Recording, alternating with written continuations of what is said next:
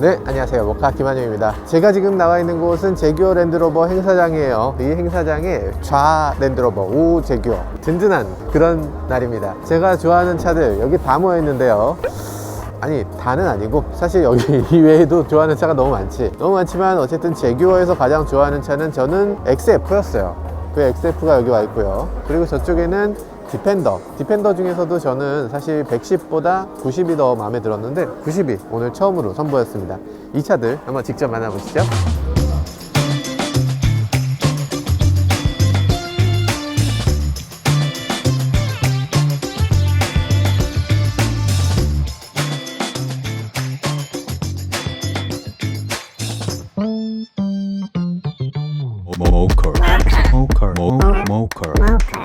세상에 이게 얼마만입니까? 자동차 행사라는 행사를 우리가 몇 번 보질 못했잖아요. 최근 들어서 무슨 코땡땡 이슈다 뭐다 해서 정말 많이 볼 수 없었고, 여기 오니까 과거의 그 모습들, 자동차 행사라면 모름지기 이래야 한다 라는 그런 모습들이 다시금 보이는 것 같습니다. 이 하얏트, 여기 역사적인 장소죠. 이 자리는 요즘 코땡땡 이슈가 나오기 전까지만 해도 제네시스라든지 그랜저라든지 뭐 이런 차들, 좀 현대차에서도 되게 힘을 주는 자동차들, 이런 차들은 다 여기서 발표했었어요. 그동안 개점 휴업 상태 같은 느낌이 있었잖아요. 근데 이제 이런 분위기, 기자들이 바글바글하는 이런 환경, 이런 가운데서 취재하는 그 열띤 분위기, 야, 정말 그리웠습니다.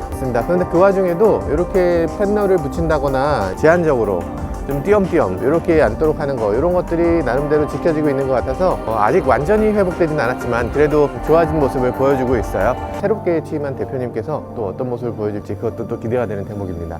그럼 같이 한번 살펴보시죠.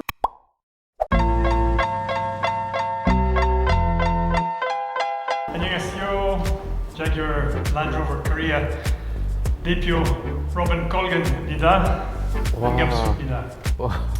Thank you all for coming. Very busy, but I really do appreciate your time. I have only recently arrived in Korea. We arrived as a family in November, just in time for your Korean winter.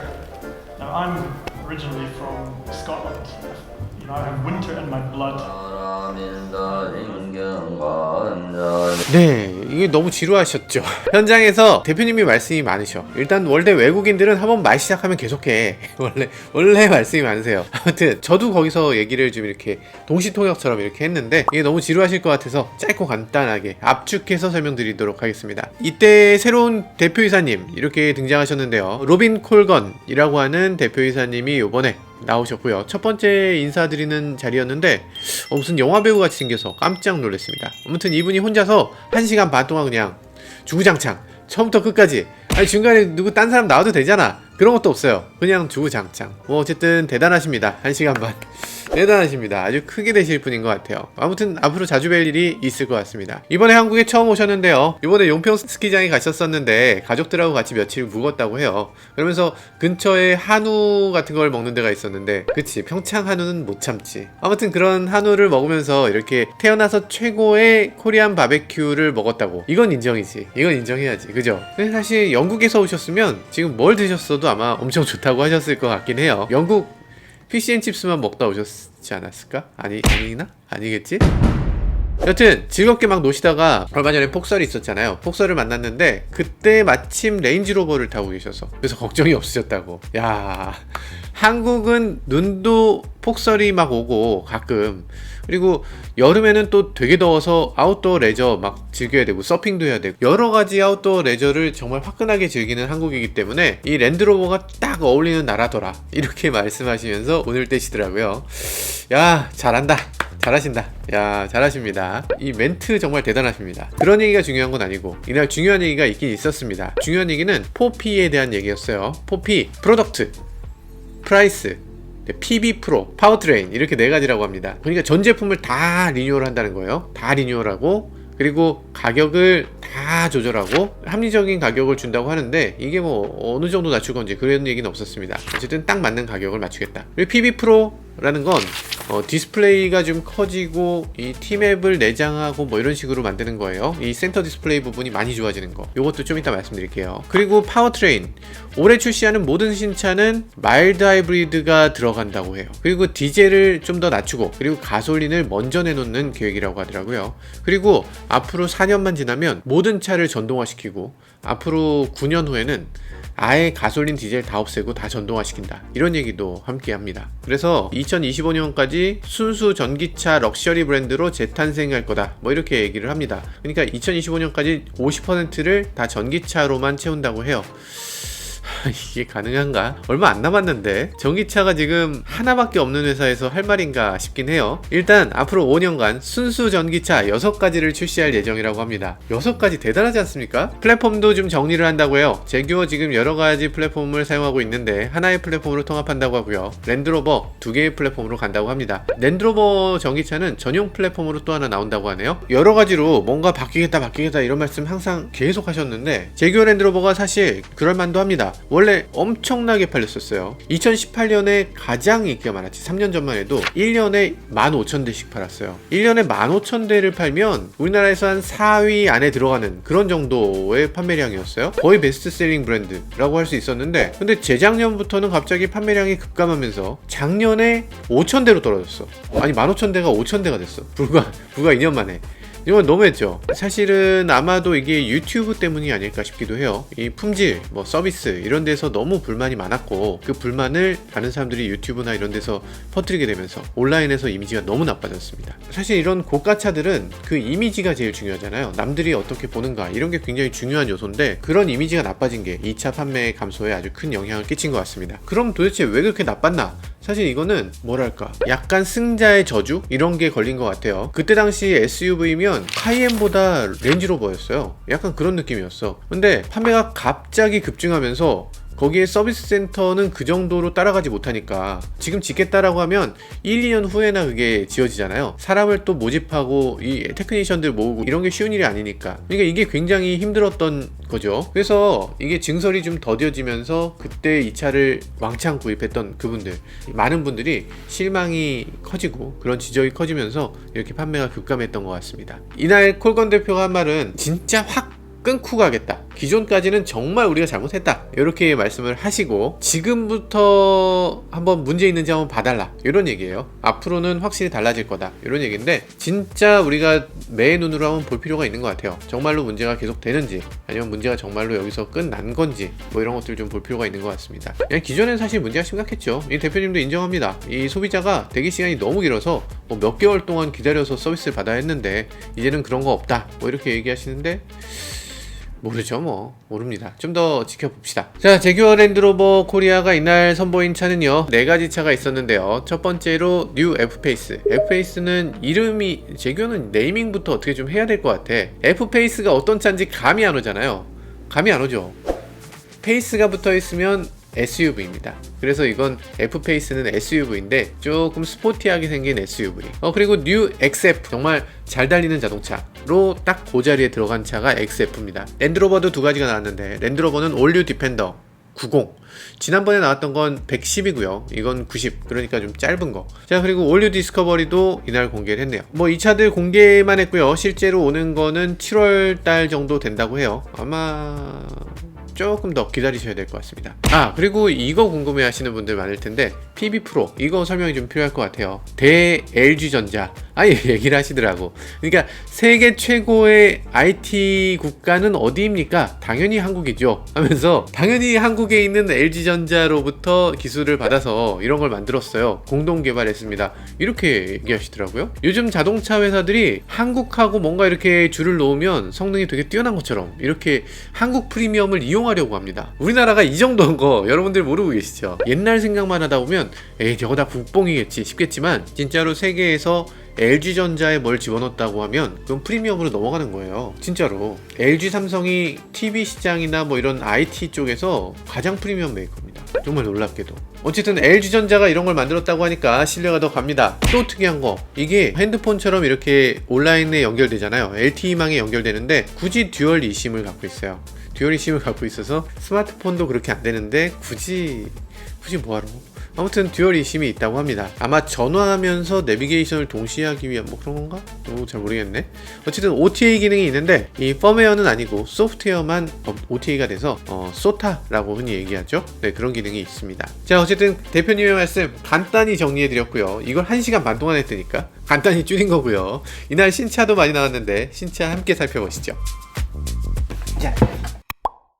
디스커버리는 저는 진짜 감동했던 차였어요. 사실 디스커버리가 너무나 오프로드를 잘 올라가는 차거든요. 디스커버리를 예전에 제가 산에서 너무 폭우가 내려서 산사태가 난 적이 있었는데 산사태 난 그 사태가 난 곳을 거꾸로 올라가더라고요. 이게 될 리가 없을 텐 하면서 올라가더라고요. 그랬던 차였고 그거보다 한 단계 더 오프로드 성능을 강화한 차가 이 디펜더입니다. 저는 디펜더가 정말 놀라운 점은 그 과거의 영광을 그대로 이어가면서도 이 디자인적으로 이걸 현대적으로 재해석했다는 거, 이게 정말 놀라운 점인데, 디펜더가 우리나라의 기존에 나왔던 110 같은 경우는 이게 좀 길어요. 근데 그게 조금 더 짧아졌다는 점에서 이 디펜더 90은 오프로드에서는 이 이상 가는 차는 절대로 없다 라는 생각이 들 정도로 정말 오프로드의 최강자라는 생각이 들기도 합니다. 타이어 이렇게 매달아야지, 그치, 이것이 오프로더지.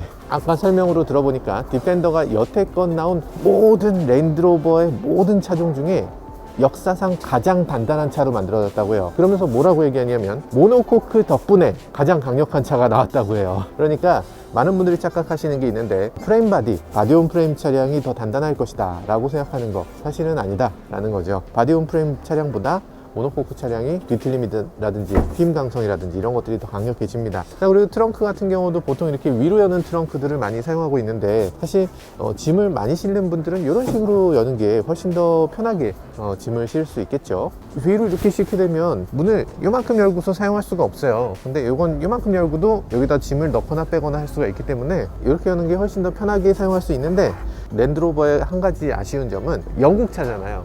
좌핸들 차이기 때문에 인도가 이쪽에 있으면 이렇게 인도에서 짐을 이렇게 실으면 되는데, 얘는 거꾸로기 때문에 짐을 여기서 들고서 이렇게 와야 되는, 요게 조금 아쉬울 수 있죠. 물론 뭐 차도에서만 이걸 하는 게 아니고 보통은 차도가 아니라 뭐 주차장이나 이런 데서 사용하겠지만, 어쨌든 그게 디펜더의 좀 아쉬웠던 점 중에 하나입니다. 근데 왜 디펜더를 설명하고 있지? 달라진 부분에 대해서 설명을 하겠습니다. 일단 90은 뒷문이 없어요. 뒷문이 없다는 게 좀 아쉬운 점이라면 아쉬운 점이고, 그만큼 더 차가 단단하다는 점, 그리고 차가 휠베이스가 짧기 때문에 진입각이 엄청나게 높습니다. 디펜더 진짜 오프로드를 가려면 디펜더죠. 긁었다고?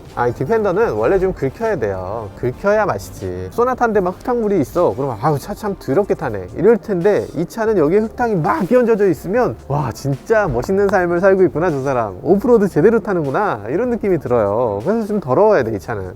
뒷좌석은 어떤지 뒷좌석으로 한번 가볼까요? 쿠페형 SUV의 뒷좌석에 타는 건 그렇게 만만한 일이 아니죠. 만만치 않아. 잡고 올라갈 만한 데가 없어. 이게 뒷좌석 자체는 그렇게 좁진 않아요. 좁진 않은데 그래도 좀 옹색하네. 약간 무릎을 이렇게 세우게 되는 그런 높이. 약간 어린 친구 완전히 어리면 또 여기 태우기 어려울 것 같고, 자기 스스로 가서 앉을 정도의 아이가 뒤에 앉았을 때 편리하게 사용할 수 있을 것 같습니다. 90이라고 해도 실내가 너무 좁다거나 이렇지 않고 그래도 앉을만한 실내를 갖고 있다. 이게 가장 인상적인 부분이네요. 자, 여기 보면 사파리 글래스라고 하는 이런 글래스가 있죠. 알파인 글래스라고도 합니다. 알프스산 주변에 막 이렇게 다니다가 여기로 산꼭대기를 보고 싶을 때 이렇게 볼 수 있다는 거지. 굉장히 전통적으로 이걸 많은 사람들이 사랑했던 그런 기능이기 때문에 이걸 또 이렇게 살려놓고 있습니다. 사실 이 90 같은 경우는 퓨어 오프로드를 달리겠다라는 생각, 이런 분들한테 아주 좋은 선택이 될 수 있을 것 같습니다. 뒷좌석까지 사람이 항상 타야 되는 경우는 사실 이 차보다는 110이 조금 더 나을 수 있을 것 같아요. 자, 아무튼 지금 봤을 때는 젊은 소비자층에게는 나쁘지 않은 선택이 되겠다, 이런 생각이 들기도 합니다. 키가 생겼습니다. 이제부터 이 차는 제 겁니다. XF를 제가 좋아하는데요, XF 정말 좋아하는 이유 중에 하나는 정말 짱짱하고 단단한 느낌이 드는 후륜구동 자동차. 그런데 인테리어가 가장 아쉬웠어요. 인테리어가 너무 올드해. 인테리어가 아쉬웠지만 지금 들어와 보면 깜짝 놀랍니다. 한번 들어와 보시죠. 들어오세요. 멋집니다. 역시 차는 무조건 최신이 짱인 것 같아요. 네, 너무 멋있어요. 아무것도 없습니다. 올 블랙이야. 그냥 쫙 여기 보면 핸들 리모컨 같은 것도 뭔가 불이 켜지는 게 일반적이잖아요. 불이 아무것도 안 켜집니다. 불이 안 켜지고 디지털 계기판 완전히 디지털로 이렇게 바뀌었고요. 아시는 분은 아시겠지만 랜드로버가 레인지로버의 디지털 계기판을 가장 먼저 도입했어요. 가장 먼저 도입했다는 게 굉장히 충격적이죠. 남들보다 조금 늦을 것 같은데 알고 보면 가장 빠른 브랜드가 제규어 랜드로버입니다. 불을 켜보면 안녕하세요 라고 나옵니다. 뭔가 느낌이 스마트폰 같아. 아이패드를 사용하는 것 같은 느낌이 들고, 폰트라든지 이런 것들 보면 예사롭지 않습니다. 정말 많이 만들어 본 사람이 만들었구나 라는 느낌이 든다면 사실입니다. 왜냐하면 인터페이스, 이걸 PB 프로라고 하는데, 이 PB 프로라는 이 인터페이스를 LG가 만들었어요. LG가 만들어서 납품했다고 합니다. 내비게이션 어디서 많이 보셨다고 생각한다면 네, 맞습니다. 내비게이션은 T맵이에요.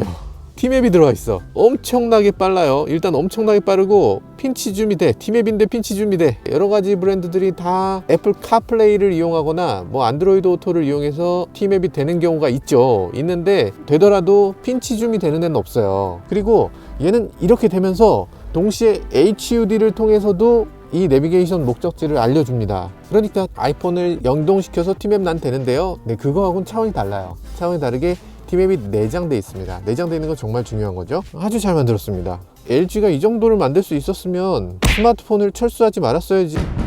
공조장치 이런 식으로 작동되는데 이게 햅틱이 있구나. 눌렀을 때 햅틱이 있어서 이게 확실하게 눌러지는 효과를 주고 있네요. 이 바람의 양은 어떻게 조절해요? 바람의 양은 당겨서 돌리면 됩니다. 한번 당기고 돌리면 바람의 양을 조절할 수가 있어요. 굉장히 똑똑하죠. 이런 것들 보면 제규어 랜드로버가 굉장히 똑똑한 모습을 보여줘요. 이 인터페이스, 지금 PB라고 하는 인터페이스 정말 똑똑하게 잘 만들어진 것 같아요. 드라이브 모드를 이런 식으로 바꿀 수 있도록 만들어 놓고 있네요. 이 부분이 굉장히 고급스러워요. 그리고 또 중요한 건 이런 버튼이랑 이런 기어 시프터랑 이런 것들이 핸들에서 불과 한 뼘 떨어져 있어요. 그래서 이런 것들이 운전자가 기쁘게 운전할 수 있는 그런 구성들을 갖고 있습니다. 마음에 들어요. 인테리어의 여러 가지 부분이 마음에 드는 그런 인테리어로 바뀌었네요. 저기 있는 것도 이미 공개된 자동차긴 한데 저게 사실 우리 회사의 저 차를 드림카로 갖고 있는 사람이 하나 있잖아요. 그죠? 저희 PD님 중에 진우 PD님의 드림카가 바로 저 F타입인데, F타입이 조금 업그레이드 되면서 훨씬 더 날렵하게, 특히 저는 헤드램프 부분이 가장 인상적이었던 것 같아요. 기존의 F타입의 헤드램프가 나쁘진 않았는데 약간 클래식한 느낌이 있었어. 그런데 지금의 F타입의 저 헤드램프 보면 슈퍼 스포츠카 같은 헤드램프를 갖고 있습니다. 약간 뭐 같냐면 포르쉐에서 아우디로 간 것 같은 그런 느낌의 헤드램프의 차이, 그런 게 느껴져요. 그죠? 더 스포티해졌어. 사운드만 들어도 그냥 심장이 두근두근 벌렁벌렁 하는 그런 스포츠카죠. 그래서 저희 시승차 달라고 지금 요청 드리고 있는데 언젠간 시승해 볼 수 있겠죠. 이게 뒷모습도 보세요. 저 램프랑 이런 것들 보면 어우, 저거 봐봐. 네, 진정한 멋을 보여주는 것 같습니다. 오늘 여러 가지로 제규어 랜드로버의 미래 전략에 대해서 설명을 해주었는데요. 정말 놀라운 점은 제규어 랜드로버 하면 제일 먼저 떠오르는 건 디젤일 거잖아요. 그런데 그 디젤 당장 줄여나간다. 가솔린 퍼스트라고 해서 가솔린을 먼저 하겠다라는 부분. 지금 갖고 있는 차들은 그러면 다 없어진다는 거예요. 굉장히 쉬운 일 같지만 그 시대가 됐을 때 갑자기 없어지는 게 아니잖아요. 불과 내후년이면 없어질 차를 그때 누가 사? 9년 후라고 얘기했으면 한 5년 후부터는 사람들이 차를 안 사는 거예요. 제가 그때부터는 가솔린차, 디젤차를 둘 다 안 살 거잖아요. 여러분들이 생각해도 사실 그렇죠. 4년 후면은 가솔린차, 디젤차가 더 이상 나오지 않는다고 하면 어떻게 그 차를 사? 중고차로 팔지도 못할 것 같은데. 네, 그런 상황이 금방 오는 거고요. 그리고 제규어 랜드로버가 그런 위치에 가장 먼저 앞장서서 걸을 것이라는 모습을 오늘 또 다시 한번 확인해 준 걸 볼 수가 있었네요. 누구보다 먼저 이런 변화에 앞장서서 가는 거, 제규어 랜드로버의 특징적인 부분 중에 하나고요. 그리고 제규어 랜드로버 앞으로 나가는 모습이 또 어떤 식으로 될지 계속 주의 깊게 봐야 될 것 같다는 생각도 해보게 됐습니다. 지금까지 저는 모카 김환용이었습니다. 감사합니다. 자, 이제 몰고 가야 되겠다. 자, 가자. 스마트키 어디 갔어? 빨리 시승하고 싶어. 밀어. 모커.